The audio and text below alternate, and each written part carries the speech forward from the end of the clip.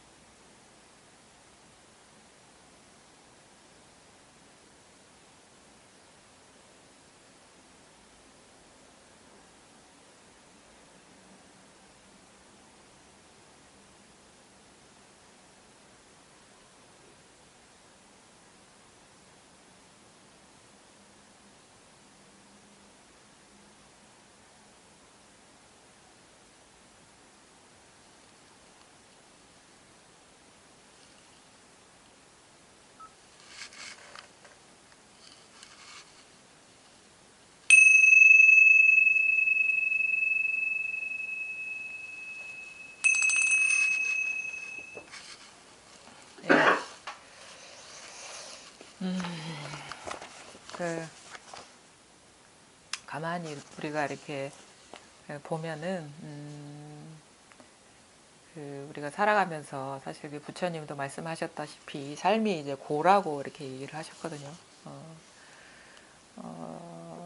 뭐 일률적으로 다 이제 모든 것이 괴로움이다라고 이렇게 막 얘기하기는 뭐하지만, 이제 우리 보통 사람들의 삶에서도 삶이 이렇게 녹록하지 않거든요. 호락호락하지 않고, 물론 이제 행복할 때도 있고 좋을 때도 있고 즐거울 때도 있지만, 가만히 보면은 행복과 불행이 반반인 것 같은, 그러니까 우리가 경계의 어떤 그 변화를 놓고 이렇게 볼 때 그 행복과 불행이 서로 이렇게 교차하면서 왔다 갔다 하는 그런 거를 이제 경험하게 되는데, 우리가 그래서 뭔가 이게 문제가 있고 힘들다, 뭔가 버겁다라고 느낄 때는 긍정적인 어떤 그 경험을 할 때보다는 부정적인 게 경험을 할 때가 그런 그 고통이구나라는 걸 느낄 때가 많거든요. 근데 이제 사실 지금 이 상황이 참 이렇게 진짜 어두운 먹장구름이 깔린 그 빛이 안 보이는 그런 길을 걸어가는 것 같은 느낌이 들 것이고, 뭐 진짜 그 어디가 어딘지 모르는 그 이제 까만 그 동굴 속을 지나가는 것과 같은 그런 그 기분이 들 수도 있습니다. 근데 그거는 이제 우리가 이제 분별해서 그 일어나는 현상을 분별해서 이렇게 판단하고 이렇게 좌우로 나누고 위아래로 나누고 있다 없다 아니면 좋다 나쁘다 이렇게 분별해서 들어가면 거기에 이제 암담함이 있고 어둠이 있고 초조함이 있고 불안이 있는데 아까처럼 이제 가만히 제가 앉아보면 잠시 잠깐이라도 그런 사실 그 가만히 마음을 쉬고 앉기 이전하고 상황이 달라진 건 없는데 조금이라도 뭔가 좀 마음이 가라앉고 편안해지고 이전과 다른 어떤 그 안정감이 이제 느껴지거든요. 그런 걸 우리는 그냥 심심치 않게 경험을 하는데 그거를 이제 잘 모르죠. 그러니까 우리가 행과 불행, 고통과 뭐 어떤 그 즐거움 이런 것이 자기한테 달려 있다는 거를 우리는 눈치를 못 채거든요. 사실 현상이 우리가 현상적으로 뭔가 달라지는 것도 없고 나아지는 것도 없는데 우리가 무슨 가만히 그 분별하는 생각을 내려놓고 이렇게 보면은 마음이 안정이 되고 쉬어지고 그 호흡이 좀 그 가라앉고 차분해지는 것을 경험하게 돼요. 그 아주 미세한 차이인데 우리는 거기에서 뭔가 힌트를 얻지를 못하거든요.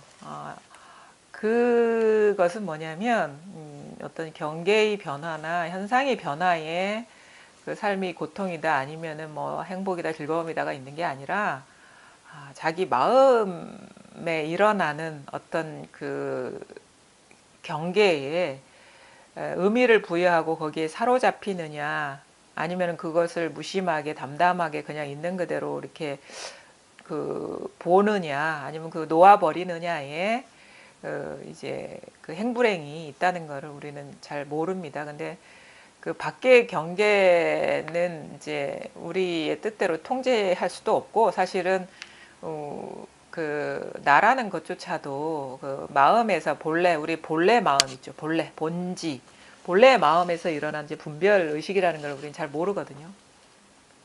사실 내 마음도 아니고 나라는 것이 마음에서 일어나는 이제 상일 뿐인데 거기에 이제 우리가 이미 사로잡혀 있기 때문에 마음을 안정시키면 뭐 편안해진다 뭐 이렇게 얘기할 수도 있는 것이지만 사실은 나라는 존재조차도 우리가 한 생각에 일어나는 분별이거든요.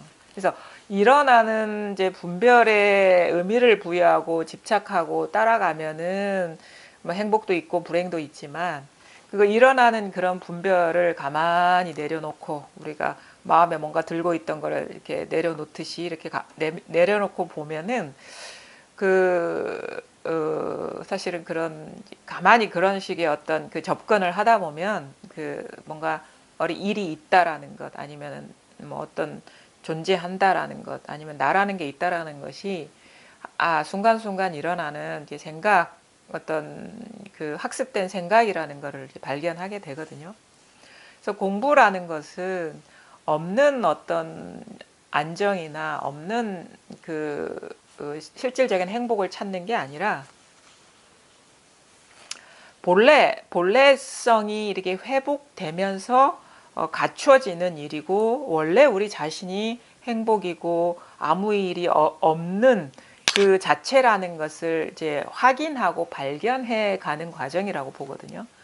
그것이 어떤 식으로의 접근이냐면 우리는 자꾸 시선이 밖을 향하고 뭐 어떤 대상을 향하고 사건을 향하고 뭐 숫자를 향하고 있고 없음을 향하는 쪽으로 이렇게 밖으로 향하다가 그것이 점점 멈춰지고 이제 그 집착하는 마음이 내려놓아지고 그러면서 자기도 모르게 그 자기 시야를 가리고 있던 것들에서 깨어나는 여정이거든요. 어떤 방편으로 얘기하자면 자꾸 밖으로 향하던 어떤 방향이 그 자기에게로 돌아가는 게 그거를 불교에서 회향이라고 하거든요. 본향으로 돌아가고 이제 마음의 시선이 자기에게로 향하고 거기에서 자기 어떤 마음의 본향을 가리고 있던 분별 집착하는 마음이 떨어져 나가는 그래서 이제 겨울 나무에도 비유를 하죠. 봄이나 여름이나 가을은 그 찬란함이라든가 여러 가지 군더더기들이 많은데 그런 어떤 대상에 대한 마음이 떨어져 나가면서 뭔가 발가벗겨지고 의지함이 없어지는 그 원천으로 돌아가는 듯 회귀하는 듯한 그 여정이 이 공부라고 이제 생각이 들거든요. 저도 이제 공부를 돌아보면 자꾸 나 자신을 치장하고 있던 관념들이나 아니면 집착들이 떨어져 나가서 처음에는 어떻게 보면은 나의 몸 아니면 내 몸을 걸치고 있던 여러 가지 장식품들, 우리가 몸에 비유해서 얘기하면 뭐 액세서리들, 우리 액세서리들이 많거든요. 여러 가지 어떤 문화에 대한 취향, 아니면 재물에 대한 것, 아니면은 무슨 그 명예에 대한 거, 권력에 대한 보통 사람들의 어떤 그 자기를 그 장식하는 것이 자기는 누군지 모르고 자기가 갖고 있는 소유하고 집착하는 것을 자기로 착각하는 것에서 이제 점점 액세서리도 뭐 목걸이도 내려놓고 반지도 내려놓고 그게 진실하지 않다는 것을 스스로 확인하면서 거기에 의미 부여하지 않으면 그것이 진짜 감각의 세계인 것이고 감각 아니면은 어떤 눈에 보이는 현상에 대한 집착이었다는 걸 이제 알게 되면서 이제 그 하나씩 말하자면은 옷을 벗어 치장하고 있던 것들이 이제 벗겨져 나가는 듯한 경험을 하게 되는 거예요. 근데 거기서 중요한 건 뭐냐면 우리가 내 몸을 치장하고 있던 액세서리와 어떤 의상, 옷까지도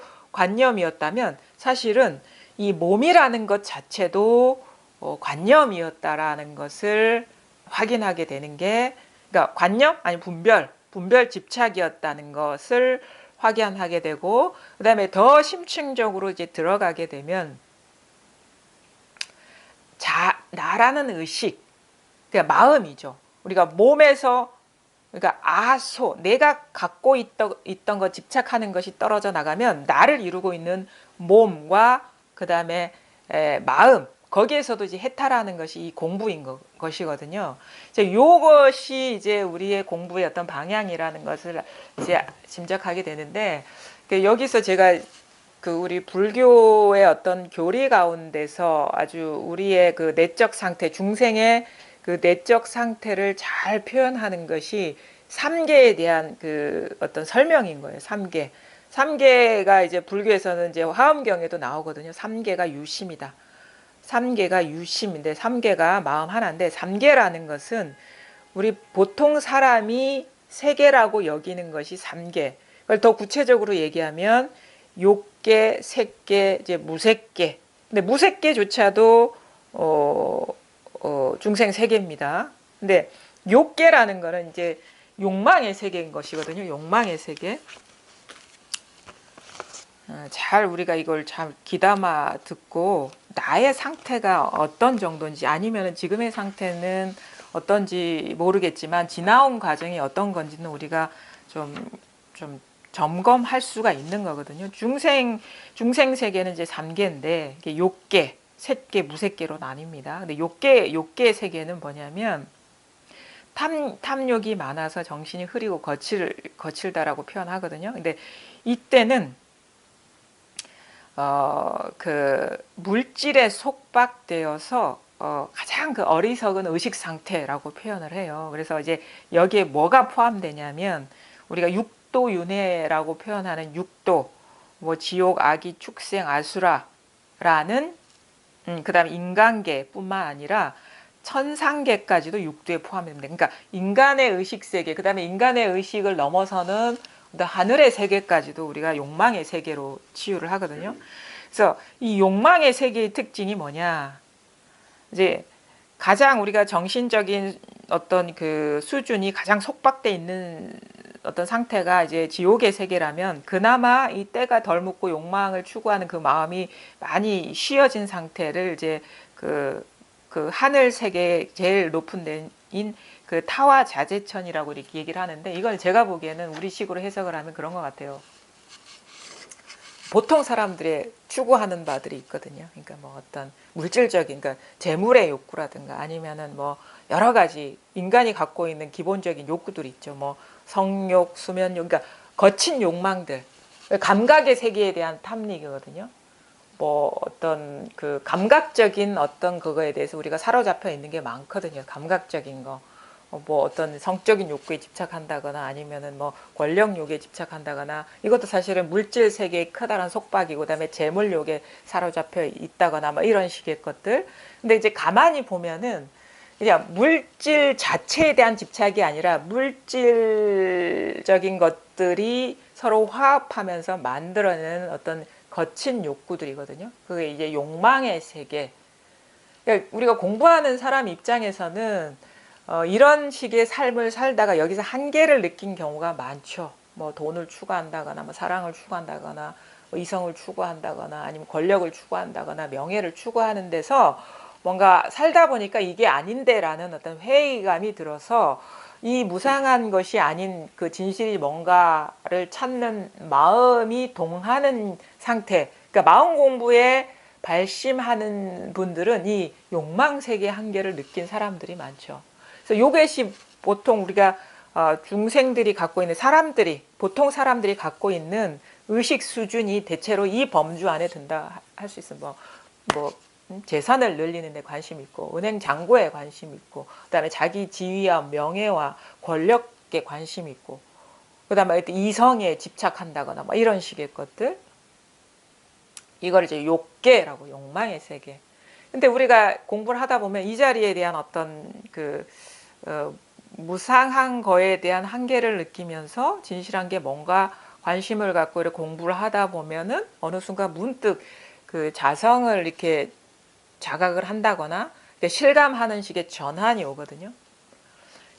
그 단계로 되면은 이 욕망 세계에 대한 어떤 탐닉은 사실은 많이 떨어져 나간다고 볼 수가 있습니다. 물론 고질적으로 자기가 강하게 집착했던 것들은 조금씩 이제 남아 있을 수는 있지만 그래도 그거의 무상함을 이제 많이 우리가 이제 스스로가 확인하게 되기 때문에 이 욕망 세계에 대한 집착은 많이 떨어져 나가게 됩니다.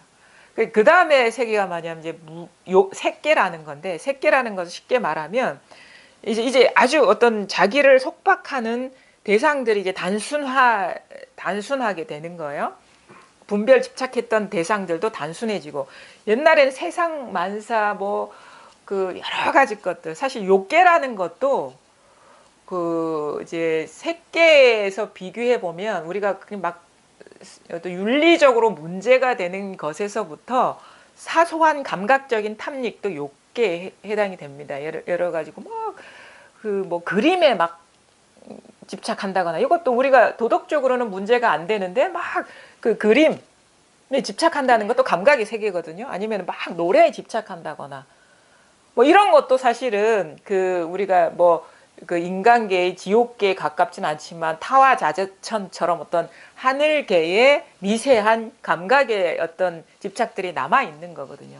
그러니까 세상 만물에 대한 어떤 그 여전히 그 남아 있는 것들이 이제 있으면은 그것이 이제 말하자면 그 욕계의 범주 안에 든다고 이렇게 볼 수가 있습니다. 그러니까 윤리적인 지탄의 대상이나 비난의 대상뿐만 아니라 그건 인간 세계의 어떤 의식의 범주에서 판단하는 것이고 이 공부의 입장에서는 조금이라도 어떤 감각적인 거에 마음이 남아 있다면 그것도 그 거친 욕망, 거친 분별에 집착해 있는 거와 그 큰 차이가 없는 것이죠. 그래서 요 감각의 세계에서 넘어서면 뭐냐면 그다음에 이제 아주 대상, 자기를 구속하는 대상들이 이제 단순해져요. 뭐냐면 이제 우리가 보통 색계라고 하는 거는 몸에 대한 집착이죠. 몸. 그러니까 이렇게 얘기할 수 있어요. 나 자신이라는 존재가 여전히 몸에서 자기 정체성을 찾는 상태라고 해야 되나요? 그러니까 몸의 변화에 끄달리는 어떤 상태라고 할 수 있죠. 그러니까 내가 뭔가를 갖고 있는 거에 대한 어떤 장애가 아니라 내가 몸이라는 생각에 대한 장애라고 할 수 있거든요. 그 색계라는 것이. 그러니까 아직도 여전히 몸이 나인 것 같은 그런, 그러니까 존재에 대한 속박이죠. 존재. 아직도 이런 이 몸이 나라는 존재라는 속박 아니면 저 사람이라는 어떤 존재에 대한 속박. 뭐 욕계에서는 어떤 탐욕의 대상에 대한 속박이라면 이 몸이 나인 것 같은 이 느낌, 이 속박. 저 사람이 이 몸인 것 같은 이 속박. 그 여전히 이제 나와 남이 있는 거예요. 나와 남. 그 관계 속에서 막 만들어내는 그거는 좀 떨어져 나갈지 모르지만 저 사람은 저 사람이고 나는 나다. 그러니까 몸이 나인 것 같은 이 어떤 속박이 남아 있는 게 이제 우리가 새끼에 대한 이제 속박인 것이거든요. 근데 이것도 공부를 하다 보면은 이것도 어떻게 보면은 그야말로 미세한 어떤 의식, 분별 의식에 사로잡힌 것이구나라는 것을 보게 되죠. 우리가 욕망의 대상에 대해서는 빨리 알아차릴 수 있을지 모르지만 이 몸이 나인 것 같은 이 느낌적인 느낌? 뭔가 이 어릴 때부터 이 고정화시켰던 이것이 쉽게 이제 떨어져 나가지 않는다는 것을 우리가 느끼게 되거든요. 근데 이것도 이제 공부를 하다 보면은 이제 뭐 그 불교에서 뭐 초선천, 이선천, 뭐 3, 4, 4선정, 뭐 선정 이런 식으로 네 단계로 얘기하는데 그거는 뭐냐면 몸이 나라는 그 의식이 점점 약화되어 가는 과정을 이제 얘기하는 것이거든요. 그래서 그게 아직도 우리가 공부를 하다 보면 이런 말씀을 하시는 분들이 있어요. 여전히 이 자리에 대한 그 자각이 없는 건 아닌데 그 뭔가 이 존재하는 것들이 꿈이라는 그거는 내가 실감이 나지 않는다. 뭔가 막 밖으로 추구하고 막 얻으려는 그 마음은 쉬워졌는데 이 존재하는 것들이 꿈과 같은 환상과 같은 것이라는 것이 나는 아직 실감이 나지 않는다. 이런 식의 말씀을 하시는 분이 있거든요. 여전히 이게 어떤 존재에 대한 그 어떤 속박, 분별심에서 아직 자유로워지지 못했기 때문에 그게 아직 자기의 현실과 같은 느낌이 드는 그런 상태라고 할 수 있죠. 근데 저도 물론 그런 과정을 겪었고, 그러니까 저 같은 경우도 이렇게 보면은 기본적으로 막 그 어떤 그 현상에 대한 집착이라든가 감각 세계에 대한 집착이라든가 이런 게 사실은 약한 편이었던 것 같아요. 그래서 사람들이 보기엔 좀 멋이 없는 사람에 들어있는 거예요. 뭐 막 음악적인 취향이 있는 것도 아니고 막 누군가를 뭐 좋아한다거나 뭐 우리 사춘기 때 뭐 연예인을 막 한다거나 막 이런 누군가의 대상에 대한 막 그런 관심이나 즐거움이 사실은 좀 없었던 것 같거든요. 그래서 뭐 음악도 그렇고 뭐 미술적인 것도 그렇고 이런 식의 어떤 감각 세계에 대한 좀 보통 사람들이 말하기에는 좀 둔하다. 감각이 없다. 이런 얘기 좀 많이 들었던 것 같아요. 그러니까 그게 관심이 좀 없었던 어떤 어떤 부류였던 것 같긴 하거든요.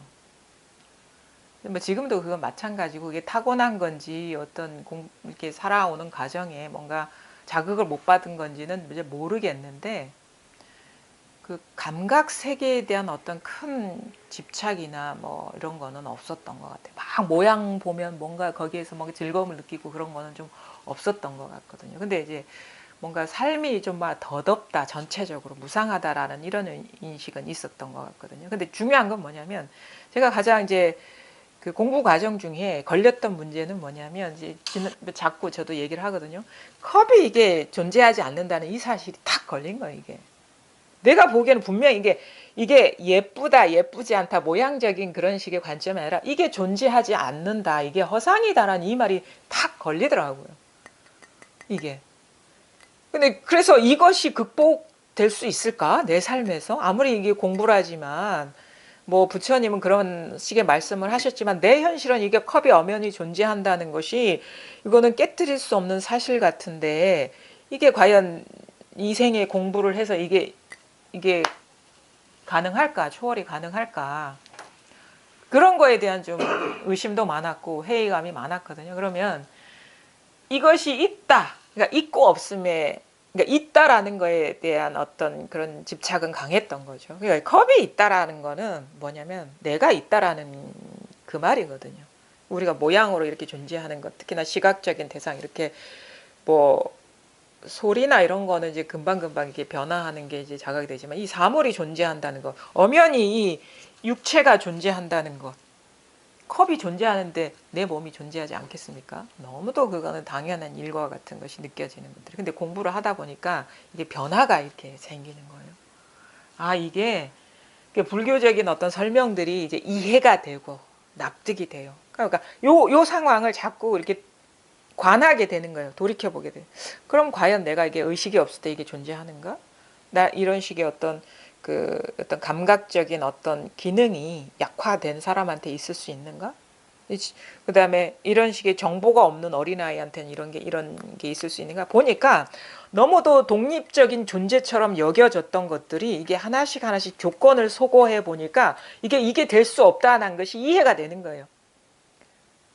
이해가 되니까 뭐냐면 의심이 생기는 거야. 이게 객관적으로 존재한다는 사실, 의심이 생기면서 저절로 그 의심이 생기면서 집착을 안 하게 되는 거예요. 그럼 그게 뭐냐면 그 집착하는 마음이 이렇게 내려놓아지고 쉬어지게 되고, 이것도 대상이니까 대상으로 향하던 마음이 내려놓아지면 이상하게 그 뛰어넘을 수 없는 그런 어떤 장애처럼 여겨졌던 이 사물에 대한 존재감이 어느 순간 설명할 수 없는 변화처럼 자기한테서 이것도 어떤 감각이나 어떤 분별 의식의 그 어떤 조합이고 인연 화합일 뿐이지 순간순간 분별에 의해서 이제 드러나는 것이다라는 그런 식의 자각이 오는 거예요. 그러니까 찰나적으로 이것이 있다라는 분별에 떨어지던 그 사이에 브레이크가 걸리기 시작하면서 이것도 하나의 어떤 그 분별,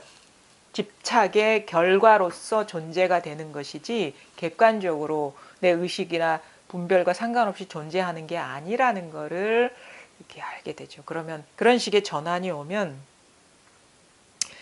내 마음으로 귀속되는 물건들이 많이 한정없이 늘어나게 돼요. 예전에는 일부분만이 내 마음의 어떤 표상처럼 여겨지다가 이제는 눈에 보이는 사물, 그 다음에 어떤 존재들조차도 이 마음으로 돌아오는 듯한, 사실은 원래 이건데 따로 있었다고 착각을 했었던 거죠. 그래서 수용의 폭이 한정없이 이제 넓어지는 이제 변화를 경험하게 되거든요. 그래서 세계의 가장 큰 뛰어넘어야 될 어떤 우리가 구속이라고 하는 것은, 분별 의식은 몸이 나라는 것, 어떤 모양이 있는 것이 객관적으로 존재한다는 이 환상에서 깨어나는 과정이라는 거죠.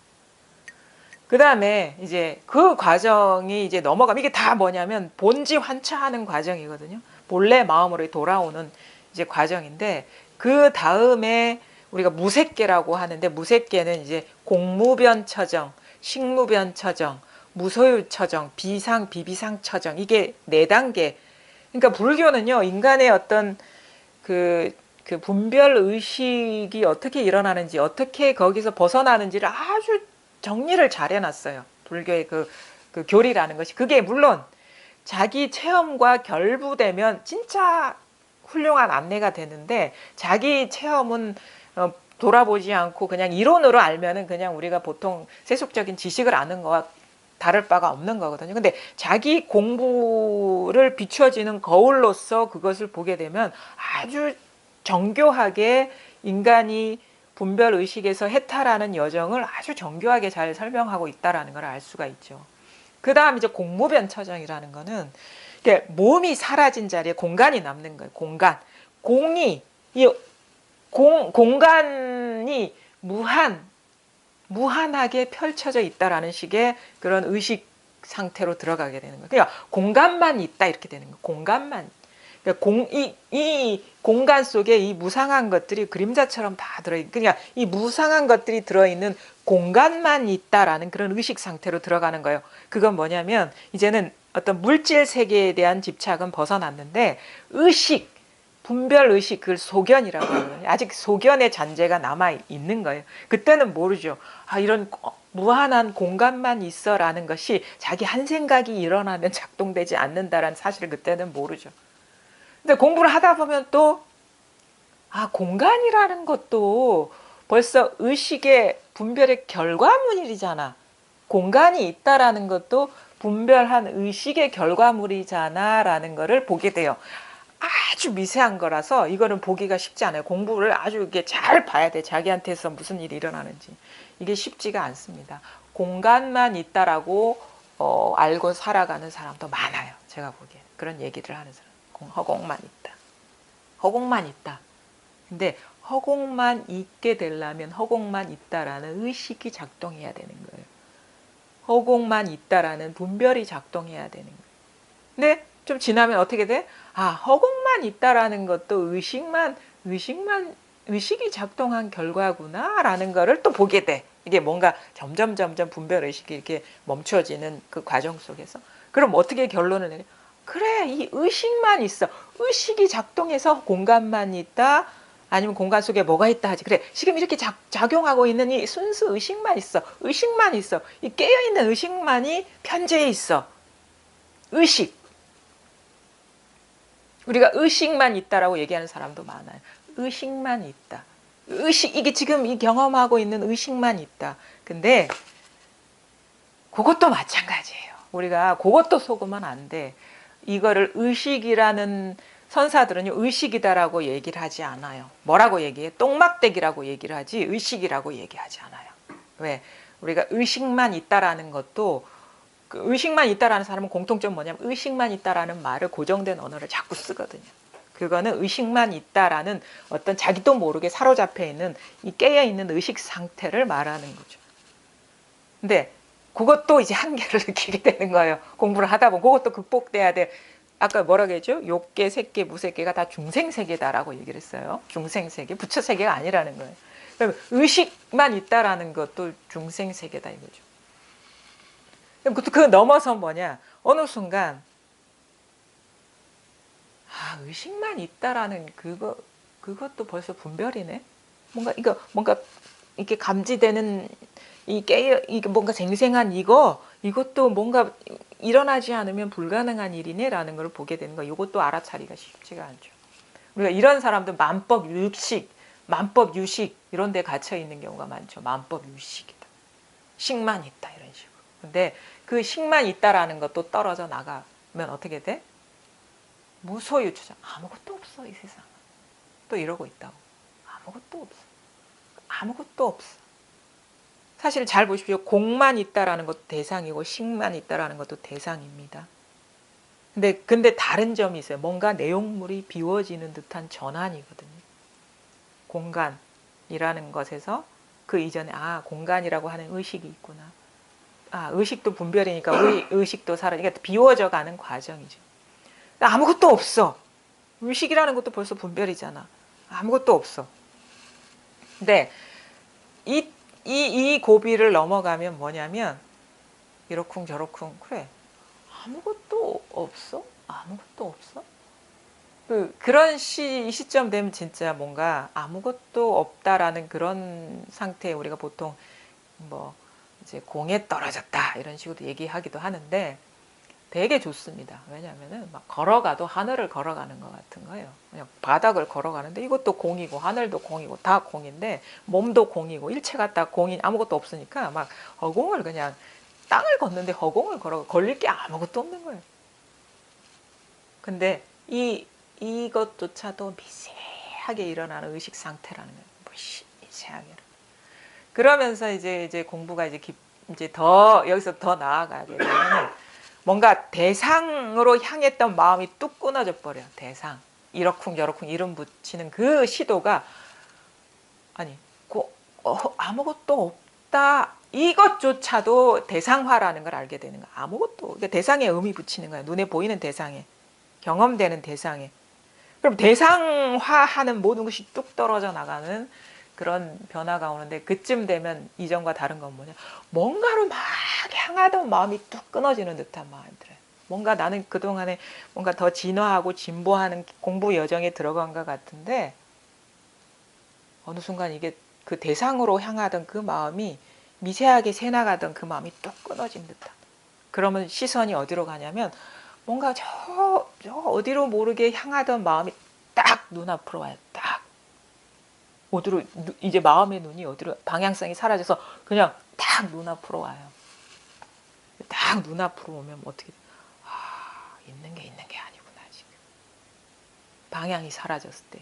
그러니까 그동안에 잠들어 있었구나. 뭔가 어디를 향해 가는 듯한 느낌이 딱 방향성이 사라지면서 눈이 어디로 가는 족족 그 현전하게 된다 하죠. 현전. 눈앞에 오게 되는데 그때의 느낌이 뭐냐면 있지만 있는 게 아니구나. 근데 그것도 무색계라는 거죠.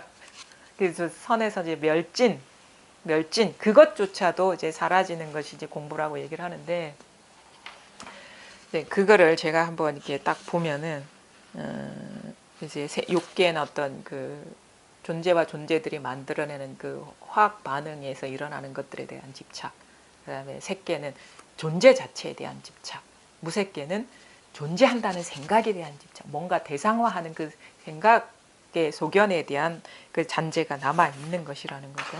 그래서 이거 불교에서는 이거를 뭐 공간적인 인간의 세계 공간적인 어떤 의미로 이제 인도에서는 이제 해석하곤 하는데, 제가 보기에는 그렇진 않은 것 같고, 인간이 내면 세계 그 공부가 이제 되어가는 과정 속에서의 어떤 밝아짐의 여정 가운데서 펼쳐지는 경계라고 보거든요. 그러니까 마음 공부의 과정 속에서 내 앞에 펼쳐지는 경계의 변화가 바로 이 3계의 어떤 그거를 얘기하고 있지 않나. 그래서 선종에서는 이거를 이제 그 공부하는 과정이라고 해석하지, 그러니까 무슨 지옥이 따로 있고 하늘나라가 따로 있고 뭐 초선이 따로 이렇게 따로 공간적인 시공간적인 그런 의미가 아닙니다. 근데 초기에나 뭐 이런 그 이게 아마 인도 철학에서 나온 것 같은데, 시공간의 얘기가 아닌가 이거는.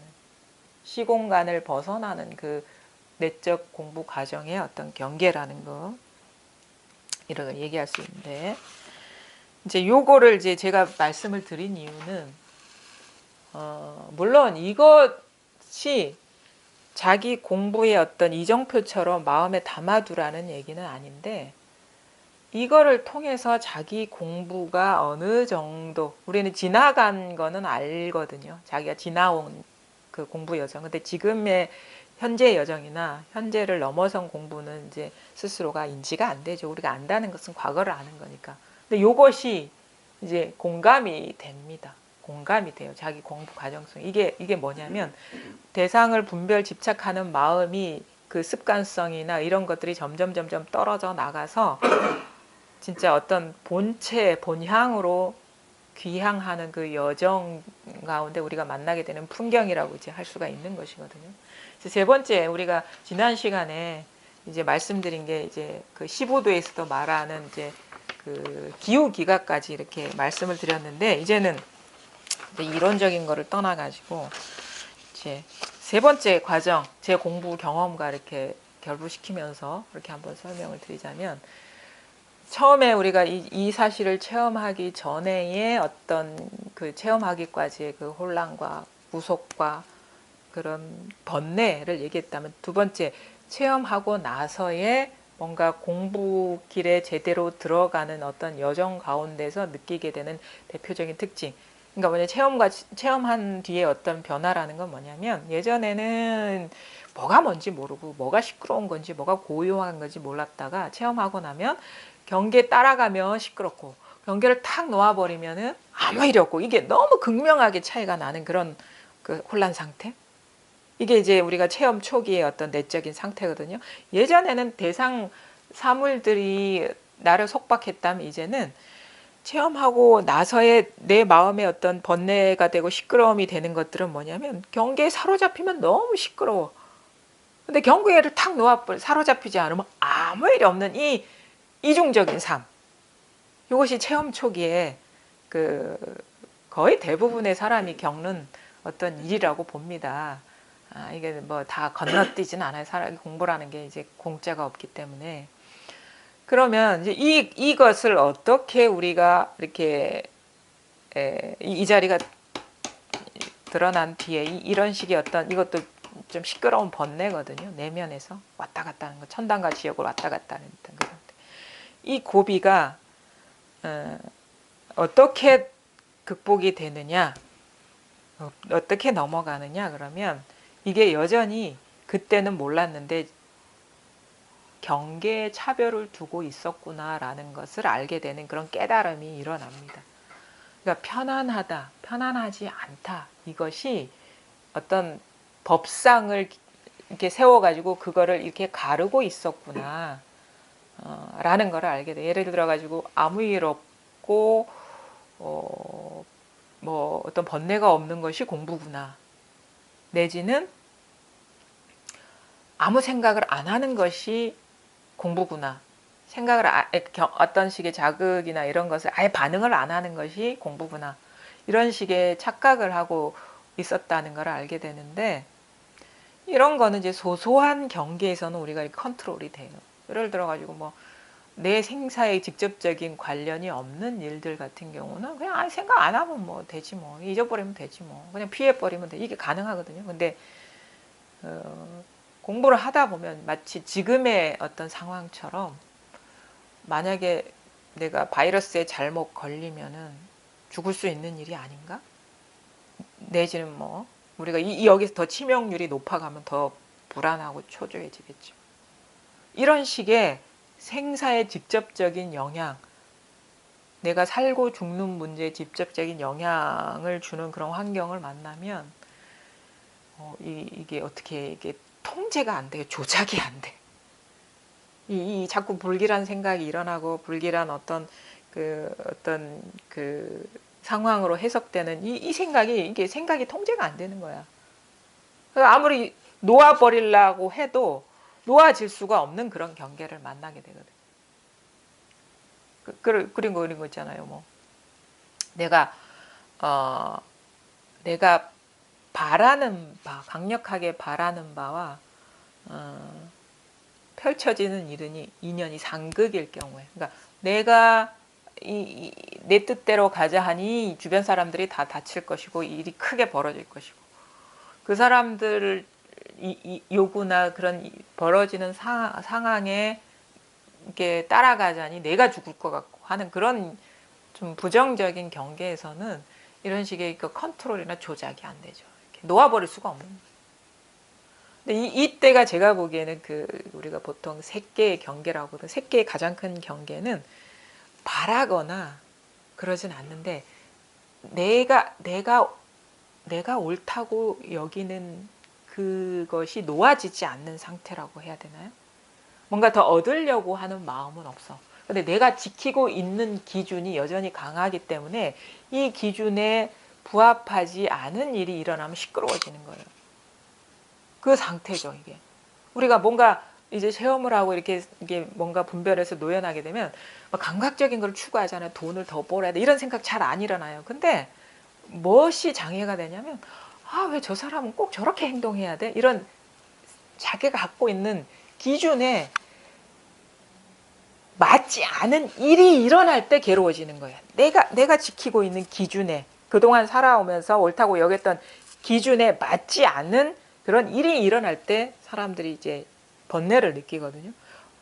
바라지는 않아, 만들지는 않지만 내가 원치 않은 상황이 벌어졌을 때 사람들이 힘들어지는 거예요. 그게 뭐냐? 내가 바라는 기준이 있기 때문에. 그게 뭐냐면 여전히 자기 안에 경계의 차별성을 두고 있다라는 것을 스스로는 모르고 있죠. 그래서 이것이 밝혀지지 않은 한은 이 시끄러운 상태가 오래되죠. 그러니까 이 기준이 망상이라는 걸 깨달아야 되거든요. 예를 들어 이렇죠. 내가 원하는 경계가 일어나든 원치 않은 경계가 일어나든 다 이 일이라는 거예요. 그 깨달음이 와야 돼요. 그러니까 여기서의 가장 큰 공부의 자극은 지금의 상태라고 보면 됩니다. 지금의 상태. 원치 않은 일이 일어나고 있는 거예요. 근데 여기서 진짜 공부하려는 마음이 있는 사람이면은, 물론 아무런 노력을 하지 말라는 얘기가 아니에요. 할 수 있는 것을 하되 지금은 우리가 할 수 있는 역할이 별로 없잖아요. 없앨 수는 없는 상황인 것이고. 그거를 결국은 뭐냐, 이 모든 바이러스니 뭐니 이런 것조차도 자기 마음의 표상이라는 것을 봐야 되는 거예요. 다 허용할 수가 있어야 되는 거예요. 원하는 쪽으로만 가려는 마음을 다 내려놓고 지금에 있는 상황이 그 원치 않은 상황, 설사 큰일이 벌어질지라도 다 마음의 일이라는 것을 명확하게 봐요.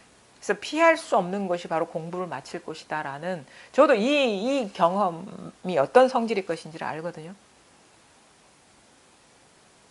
그러니까 내가 할 수 있는 일은 별로 없어요. 받아들이는 일밖에 없어. 그 다음에 내가 원하는 그 기준을 내려놓는 일밖에 없어요. 그게 다 분별 망상이고 그게 번뇌였다는 것을 따로 이제 나누고 있었던 거거든요. 기준을 세워놓고. 이걸 딱 내려놓으면 좋은 게 없고 나쁜 게 없는 거예요. 그냥 일어나는 일일 뿐인 거예요. 사실 우리 삶이라는 게 우리가 통제가 안 되거든요. 그게 다 수용하는 일밖에 없어요. 그걸 깨달아야지 수용이 돼요. 깨달아야지. 아, 이게 좋고 나쁜 일이 한마음의 일이구나라는 걸 깨쳐야 돼. 깨어나야 돼. 이 기준이 망상이었다는 걸 깨달아야 돼. 그래서 괴로움은 괴로운 대로 이것인 것이고 즐거움은 즐거운 대로 이것인 것이지 뭔가 고요한 것이 공부고 시끄러운 것이 공부가 아니다라는 이 기준이 나의 법상이었구나라는 걸 깨달아야 돼요. 그걸 딱 내려놓게 되면 괴롭기만 하네? 아니요, 이상해요. 그 기준을 내려놓으면 좋아도 좋은 게 아니구나, 싫어도 싫은 게 아니구나라는 게 이제 보이죠. 내가 이걸 세워놨을 때는 좋고 나쁜 것이 극명하게 존재하는 것 같았는데 이걸 딱 기준을 내려놓으니까 그냥 물결이 그러할 뿐이지 결코 다른 게 아니구나라는 걸 알게 되면서 경계의 차별성이 싹 사라지죠. 경계의 차별성이 사라진다는 건 경계에 이제 의미를 두지 않게 되는 거예요. 이래도 흥, 저래도 흥. 그게 뭐냐? 마음이 좋은 거에, 좋은 경계에 향하고 나쁜 경계는 회피하려 했다가 이것이 다 한마음의 표상이라는 걸 알면은 어떻게 돼? 이제는 경계에 무심해지게 되는 거예요. 한마음의 표상이라는 것을 안다, 깨닫는다라는 말은 실질적으로 공부하는 사람의 입장에서는 수많은 변화를 동반하는 그런 깨어남이거든. 이론적으로는 그래 좋고 나쁜 것이 하나야 하지만 진짜 공부하는 입장에서는 좋고 나쁜 것이 한마음의 표상이다라는 것을 깨닫게 됨으로써 어떻게 돼? 좋고 나쁜 것이 의미가 없어져 버려요. 좋고 나쁜 경계에 마음이 안 가게 돼요. 좋고 나쁜 경계에 머물지 않게 그게 자연스럽게 따라와요. 그게 실질적으로 그런 깨달음이 있고 그거를 하게 되면 그러니까 좋고 나쁜 게 하나다라는 언어적인 어떤 한 줄의 문장이 아닌 거예요. 이 공부하는 입장에서는 좋고 나쁜 게 마음의 표상이라는 깨침이 오면 좋고 나쁜 것이 이제 무의미해지고 일어나는 이 일에 마음이 없어져 무심해져 저절로. 그러면서 뭐 세상이 아주 고요해집니다. 그 시끄러웠던 것들이 고요해지는 거야. 좋아도 고요하고 싫어도 고요해. 그리고 거기에 이제 연연하지 않게 돼. 이것이 이제 시부도에서 말하는 기우기가 다 맡겨버리는 거예요, 그냥. 이게 아주 공부의 중요한 포인트입니다. 체험 이후에 요 과정이 아주 중요해요. 이제 공부에 이제 바른 어떤 태도가 정립이 되는 거거든요. 옛날에는 뭐 뭔가 정신 차려야 돼, 챙겨야 돼, 뭐 이게 사로잡히면 안 돼, 요거 막 따라가, 이거 그런 게 필요하죠, 공부 과정. 근데 체험 이후의 공부에서 뭐냐?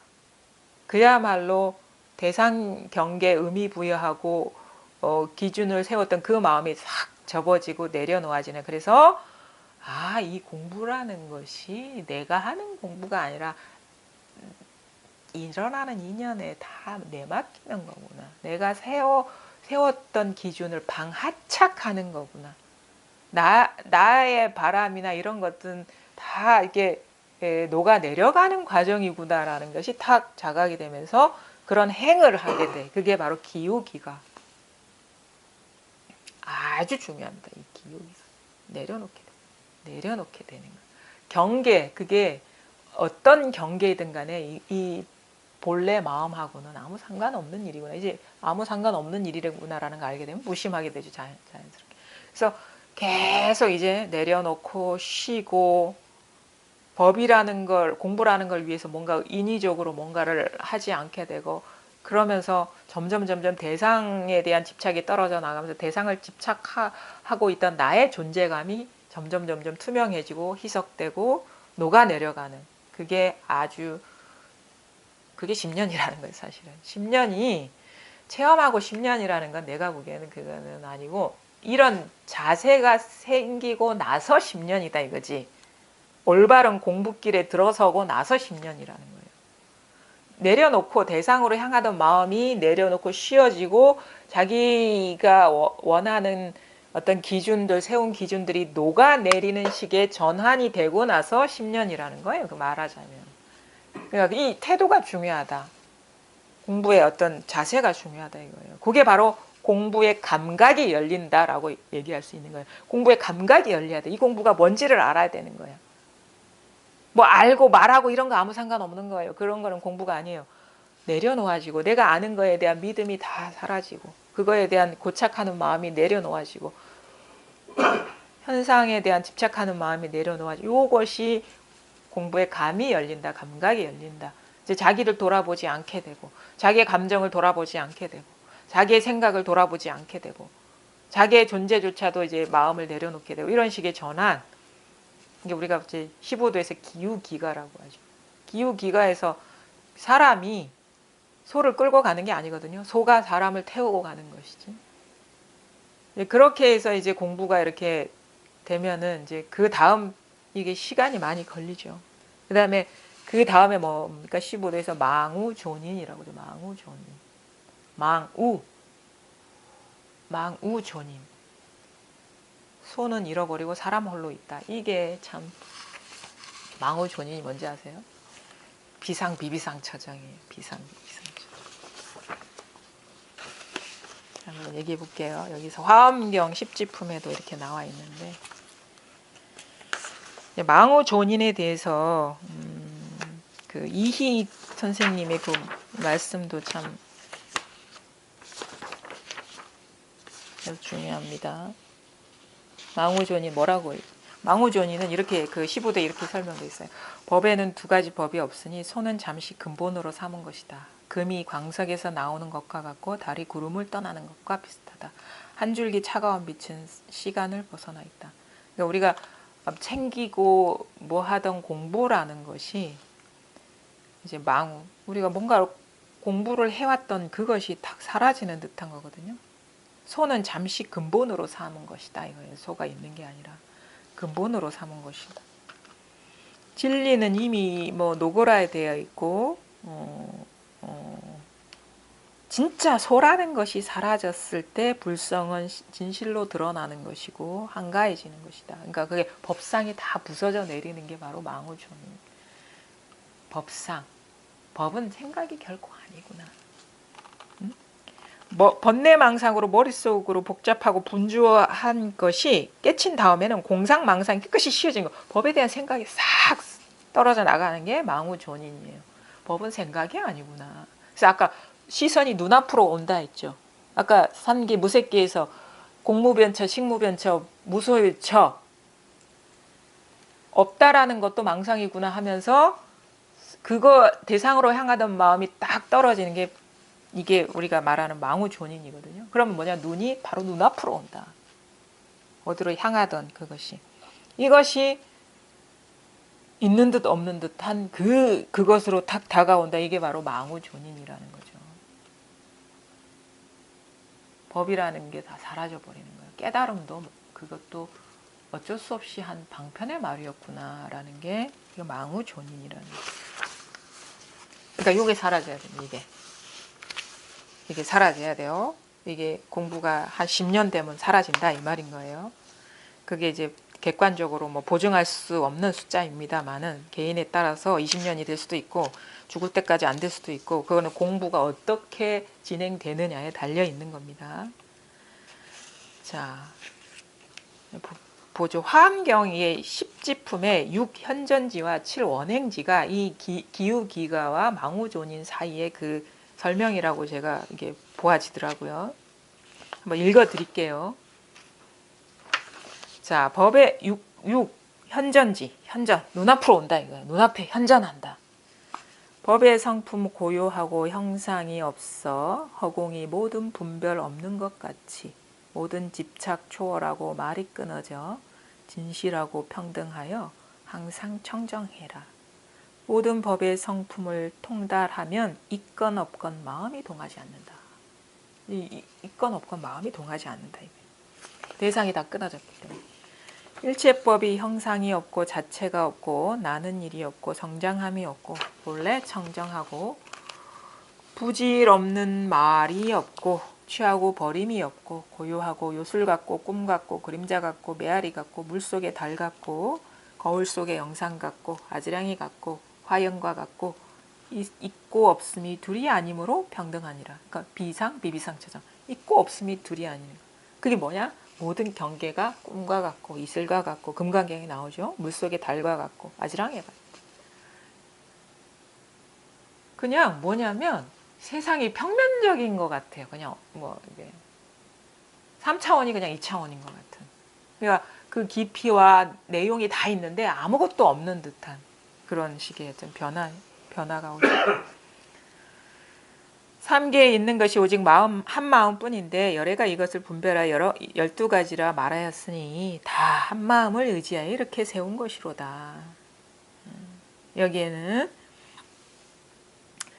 내가 없고 남이 없고 수명이 없고 제 성품이 공하고 짓는 이가 없고 받는 이가 없음을 알고는 공한 해탈문이 앞에 나타난다. 그 다음에 모든 인연이 다 제 성품이 멸함을 관찰하여 필경까지 해탈하고 조그만 법도 서로 내는 것이 없으면 곧 모양 없는 해탈문이 눈앞에 나타난다. 공하고 모양 없는 데 들어가서는 원하는 것이 없고 다만 대비가 으뜸이 되어 중생을 교화할 뿐이니 곧 원이 없는 해탈문 앞에 나타난다. 자, 이게 뭐냐면 그 마음으로 삼계가 생긴 것이고 12가지 인연도 그런 것이며 나고 죽음 마음으로 짓는 것이니 마음이 다하면 생사도 없다. 이렇게 이제 개송으로 이제 이 현전지를 이제 설명을 하는 건데 나중에 이제 공부를 하시면서 한 번씩 이게 십지품이가 읽어보는 것도 좋습니다. 이게 제 공부를 이제 지금 생각해 보면 어떤 이 무색계에 대한 경험이었던 것 같아요.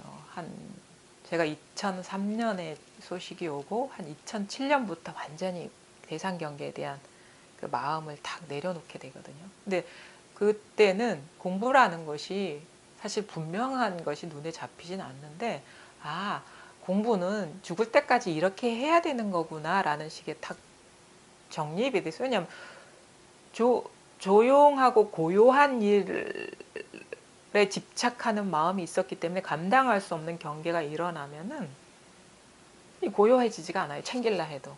놓아버릴라 해도 놓아지지가 않는 거라. 근데 그런 경계를 만나니까 너무너무 사람이 괴롭죠. 힘들었어요. 그러니까 힘에 비해서 큰 경계를 만나는데 우리가 경계를 만나는 거는 자기 공부 사정을 봐주지는 않거든요. 체험하고 금방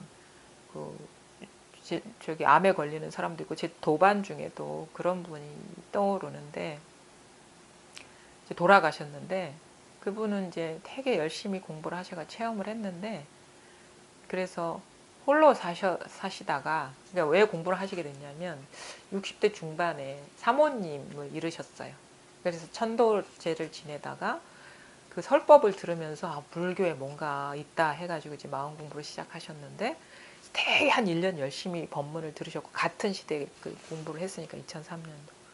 그래서 몇 개월 지나지 않아서 이 자리를 탁 체험하니까 너무너무 날아갈 것 같고 즐거워가지고 이 거사님이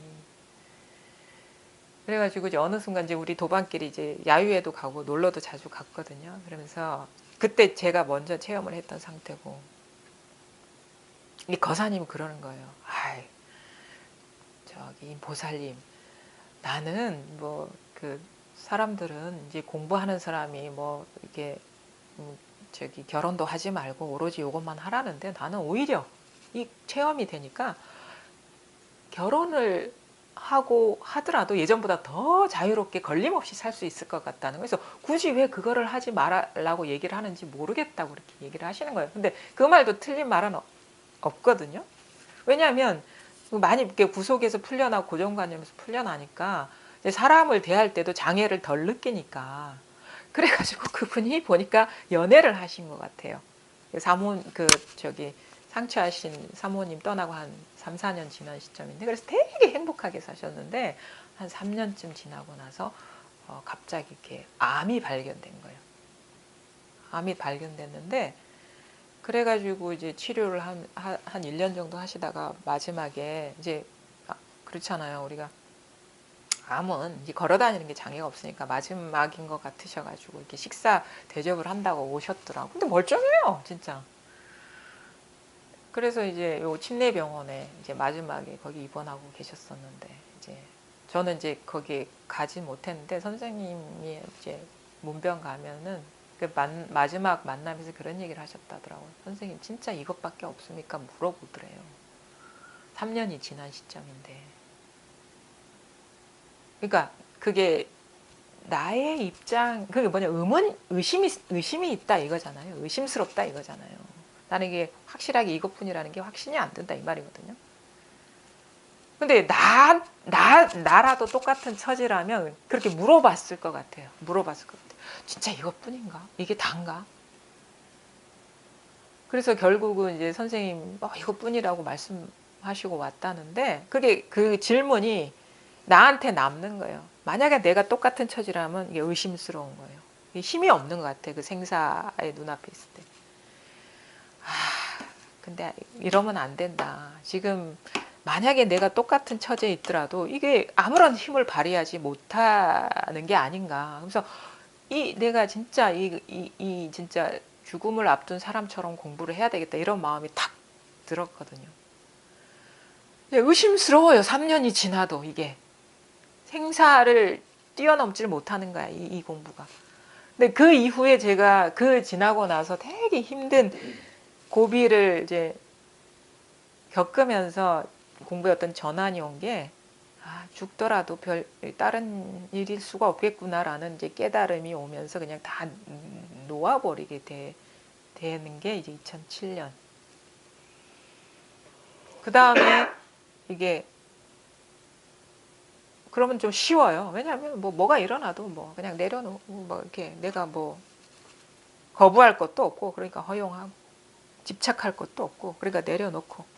두 가지 의미가 같이 쓰는 거거든요. 허용한다는 거는 받아들이는 거예요. 일어나는 걸 조작하지 않는다는 의미거든요. 일어난 일을 조작하지 않는다. 허용한다는 건 조작하지 않는다는 의미고, 이게 방아착이라는 거는 우리가 일어난 일을 바꾸려는 식의 어떤 분별과 내가 갖고 있는 거를 지키려는 그런 습성이 있거든요. 이게 다 분별인데, 방아착이란 건 내가 이래야 돼 하는 기준을 내려놓는 거예요. 그게 그동안 살아오면서 축적된 분별을 내려놓는 게 방아착이고, 원치 않은 일을 이게 조작하지 않고 놔두는 게 허용하는 거예요. 그러니까 이게 어떻게 보면은 똑같은 분별에서 벗어나는 공부인데, 이런 관점으로 이렇게 얘기할 수 있는 거예요. 허용하는 거는 원치 않은 상황이 일어났을 때 그냥 허용하는 거, 조작하지 않는 것이고, 내려놓는다라는 건 그럼에도 불구하고 우리가 살아오면서 막 마음속에 세워놓고 있던 그 망상심을 내려놓는 거죠. 기준들을, 생각들을, 고정관념을. 그게 이제 하다 보니까 이제 이게 공부가 단순해집니다. 왜냐면 할 수 있는 건 두 개밖에 없으니까. 그렇게 일어나는 거 그냥 내둬버리고, 갖고 있는 거 비워버리고, 이거밖에 없으니까.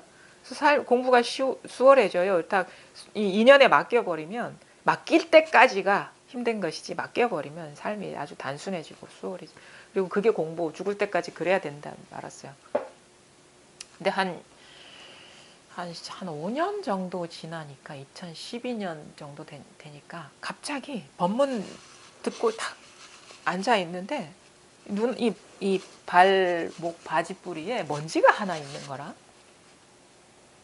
근데 그게 그날따라 이상하게 보이는 게, 그럼에도 불구하고 이 먼지, 눈에 보이는 먼지, 지금 현상이죠. 이거 이면에 뭐가 있을 것 같은 그 느낌을 내가 갖고 있었구나라는 걸 보게 되는 거예요. 그냥 이 먼지 티끌 하나가 액면 그대로 다 드러난 법인데, 만약에 먼지를 비추고 있는 마음 거울이 있다라고 여긴다면 그게 지금 일어난 생각이 아닌가라는 걸 탁 보게 되는 전환이 있었어요. 그거는 다 망상이지, 그렇죠? 눈에 보이는 거는 노력 없이 드러나는 거거든요. 근데 만약에 그거를 비추고 있는 어떤 마음이 있다라는 거는 다 생각일 뿐인 거예요. 그거를 딱 보게 되는 거야. 그럼 뭐야? 그 순간 뭔가 확 전율이 일어나는. 그러면 이게 드러나는 이게 다라는 얘기잖아. 내가 뭔가 물들지 않는 마음이 있어 하는 그것이 생각이었구나라는 걸 발견하게 되면서 세상이 너무 단순해지는 거예요. 아무것도 없어지는 것 같은 느낌. 있기는 있는데 아무런 실체감이 없어지는 거. 그럼 이게 시기 다라는 얘기네. 눈앞에 드러나는 시기 다라는 얘기네. 그래가지고 이게 만법 유식이라는 말이 이 말이구나. 마음이라는 게 따로 있는 줄 알았는데 그래가지고 이제 또 공부에 좀 변화가 있는 것 같아서 선생님하고 면담을 하니까 선생님께서 이렇게 그래 얘기를 했죠. 지금 내가 그 뭔가 요게 이제 요게 내용에 나와 있습니다. 요 책에 이게 보시면 구체적으로 나와 있는데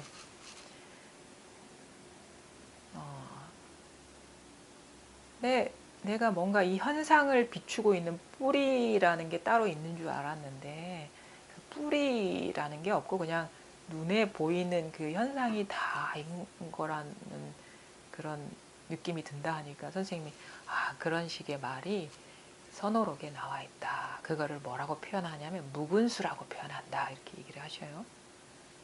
뿌리 없는 나무다. 이 법을 표현할 때. 그래서 제가 이제 그 만법 유식이라는 말이 이렇게 소화가 된다고 하니까 그런데 삼계 유식, 만법 유식하고 쌍을 이루는 말이 유식무경이다 이렇게 얘기를 하시는 거예요. 그래서 그것도 소화가 돼요. 유식 오로지 식만 있을 뿐이지 그 테두리가 없는 식만 있을 뿐이다. 식모변처정 아닙니까? 소화가 된다. 근데 이제 삼계가 유심이라는 말도 소화가 됩니다.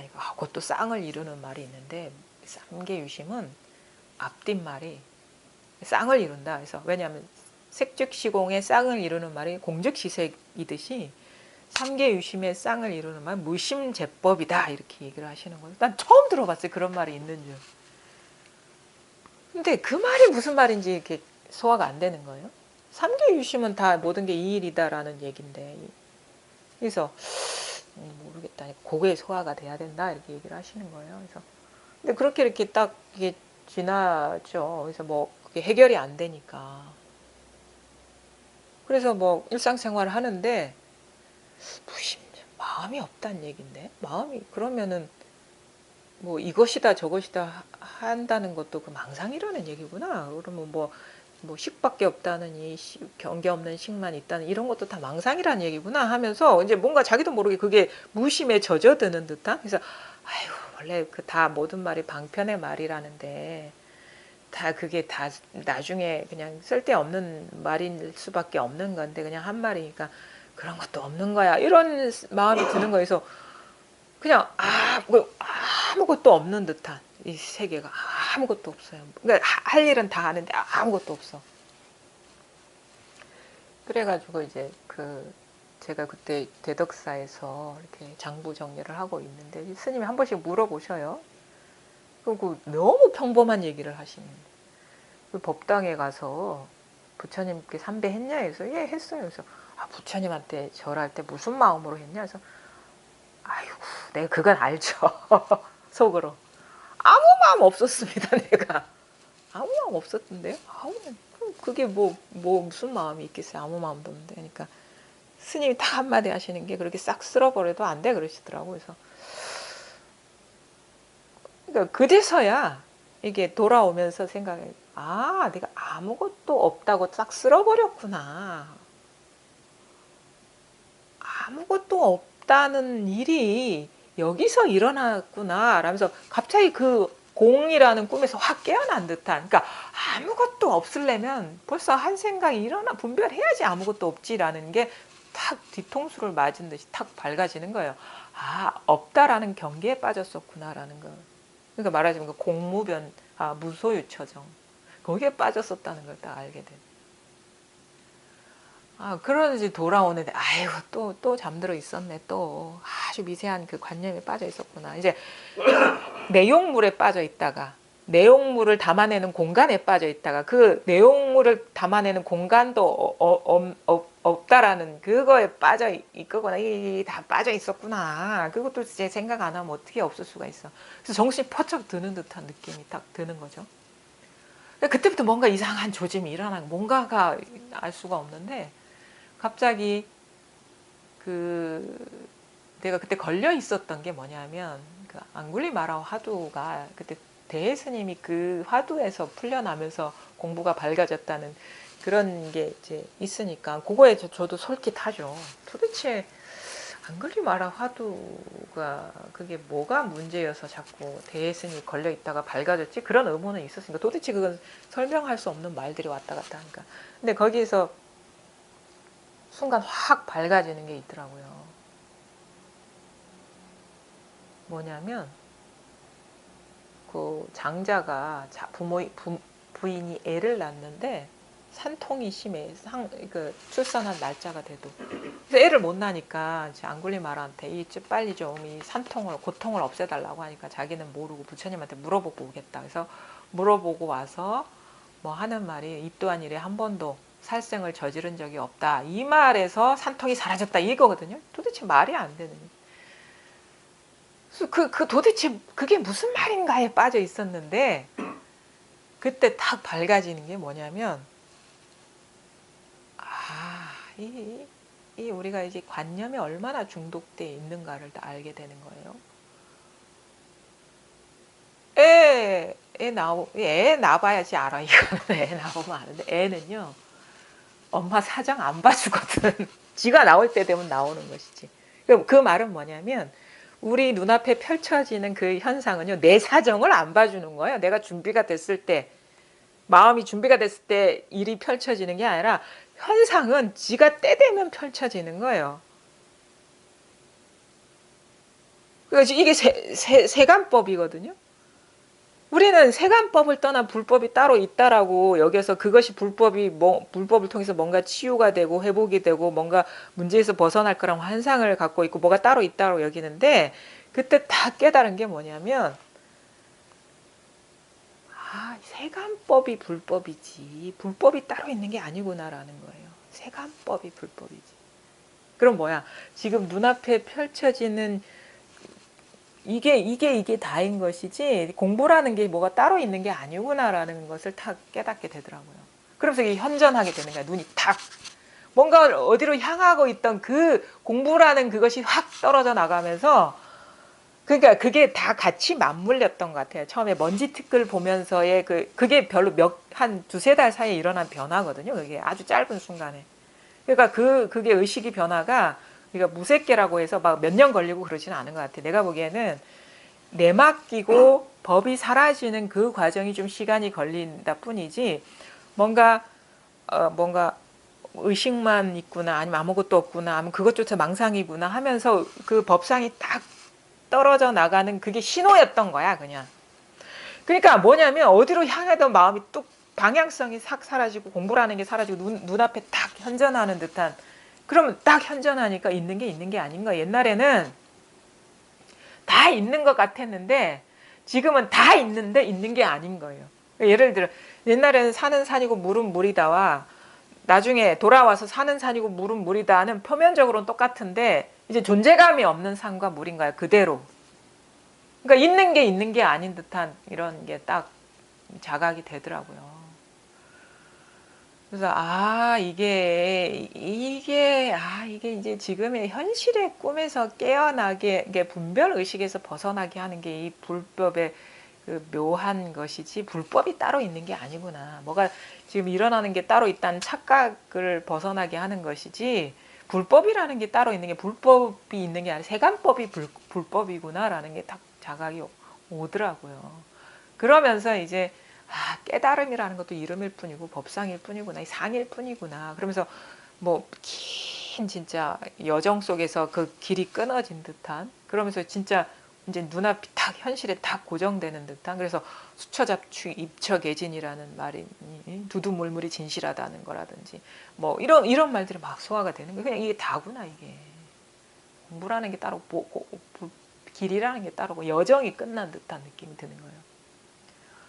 그래서 이게 우리가 말하는 망우존입니다.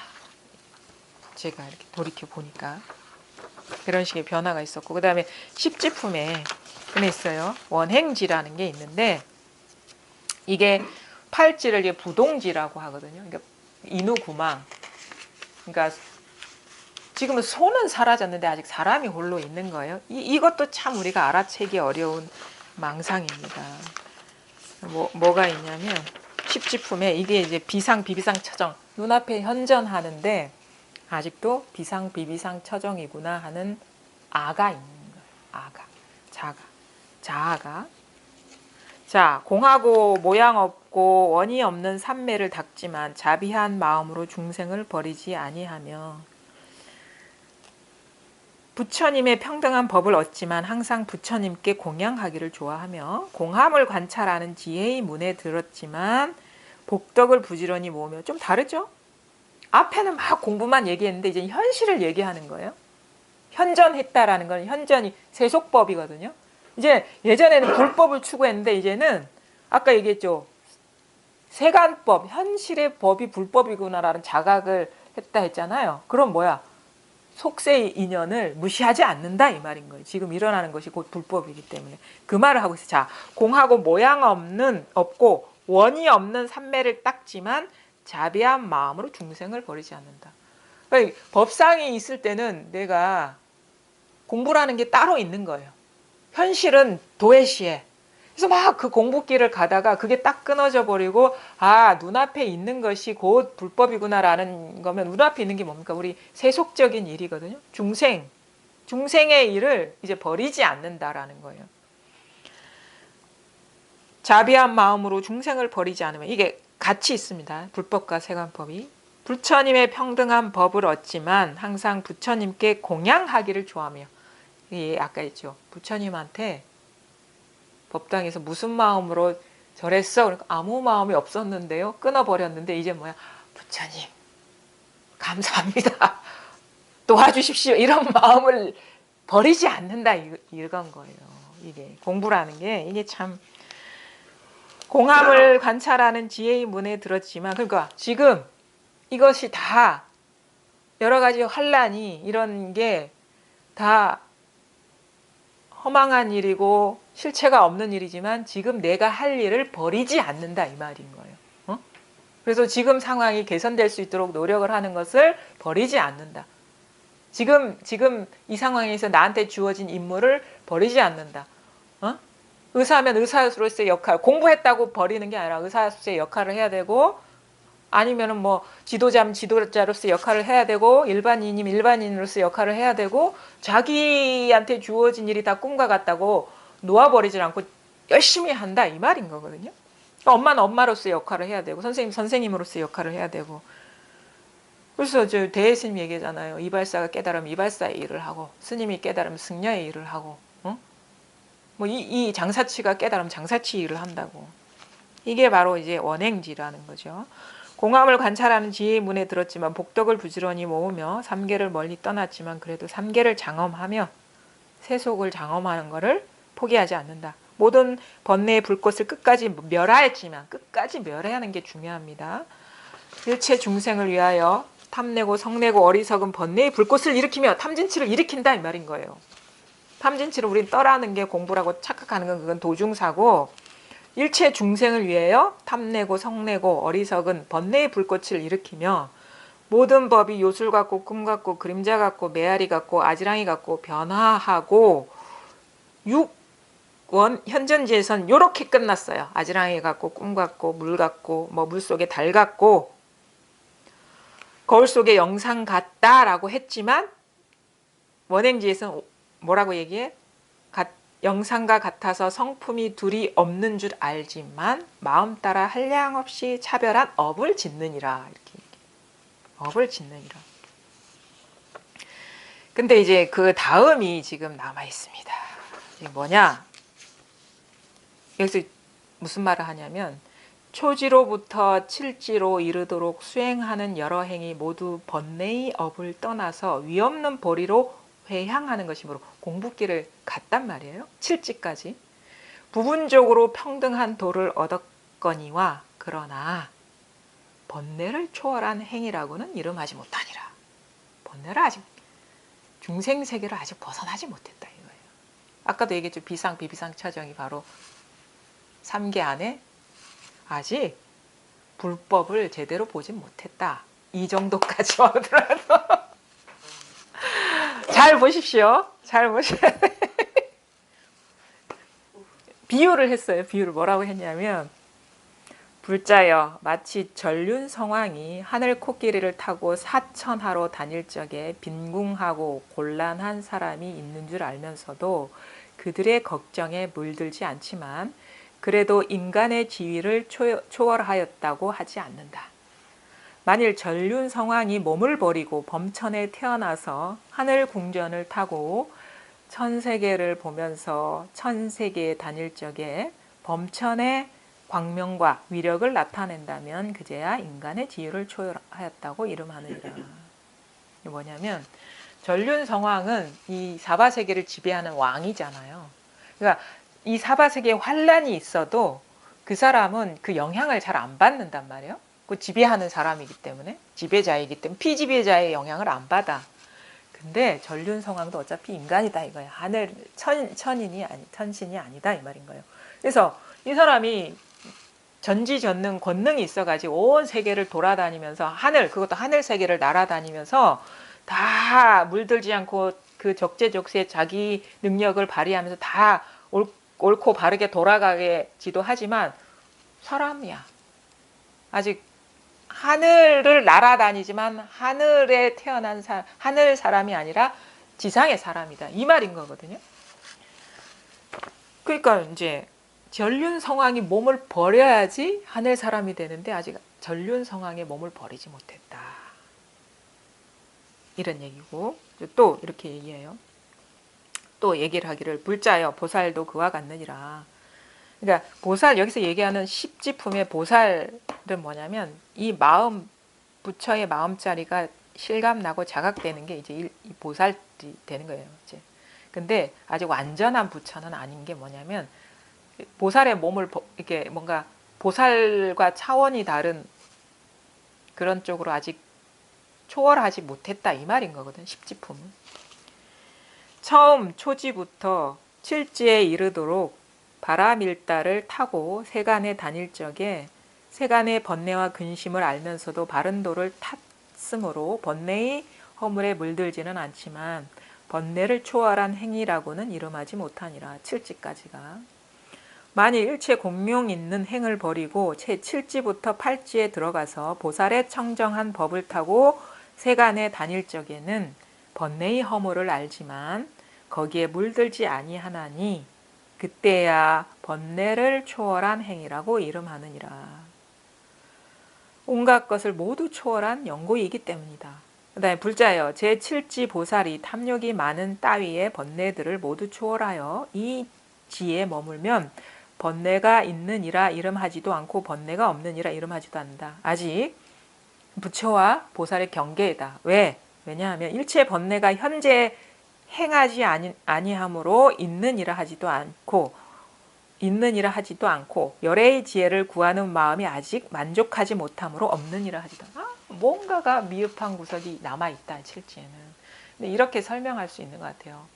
우리가 이 자리를 체험하고 나서는 그야말로 이제 이 분별 그동안에 행해오던 분별 망상심이 떨어져 나가서 완전히 이게 밝아지는 그 여정에 들었다고 하는데 이제 그 1지부터 7지까지는 자기의 뭔가 정체성이 있는 거야. 수행하는 사람이라는 정체성이 있는 거예요. 아직도.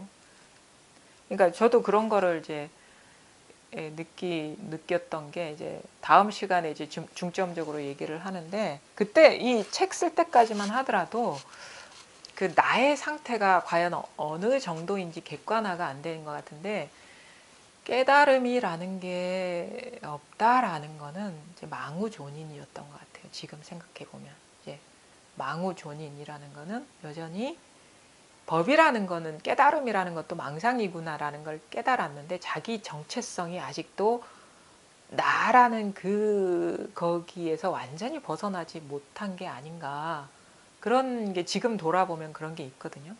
그러니까 뭐랄까 여전히 그 나 자신의 정체성이 전체성이 되지 않았다 해야 되나요? 제가 그 작년부터인가 말씀을 드렸던 것 같은데 허공에 발을 들여야 된다, 이사 가야 된다 이런 얘기를 했거든요.